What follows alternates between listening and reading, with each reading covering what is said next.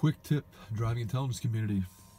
On this 10th gen F150, I've got a problem with one of these spray nozzles. You can see it's barely spraying on this side, while that side is doing a great job cleaning the windshield. I'm going to show you how to get that out and put a new one in.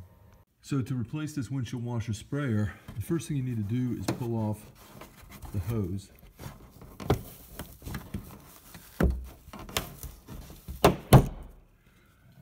And so I've disconnected that, but I still have that piece up inside.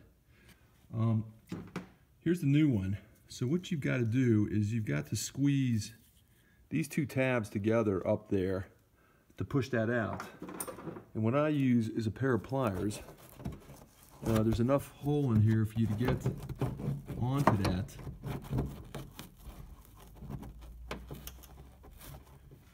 And push it up. So I've pushed it out. What it looks like there might be years of wax in here. Here you can see the opening, how it's slotted in a specific way for those tabs.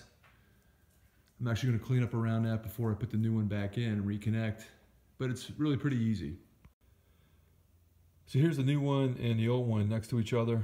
You can see that the new one actually has a little insert that's missing from this one. So for some time now I've been missing the proper insert that provided the proper spray pattern on the windshield to get the spray up high. I got this new one at a pick and pull junkyard.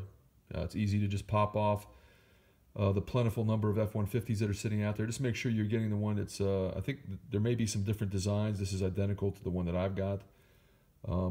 And at a relatively inexpensive cost. Okay, so I put some wax on there just to clean up around the hole. Here's the new one. Voila. Reconnected the hose, and now let's give it a little test. Excellent. Got a great spray pattern, I'm happy.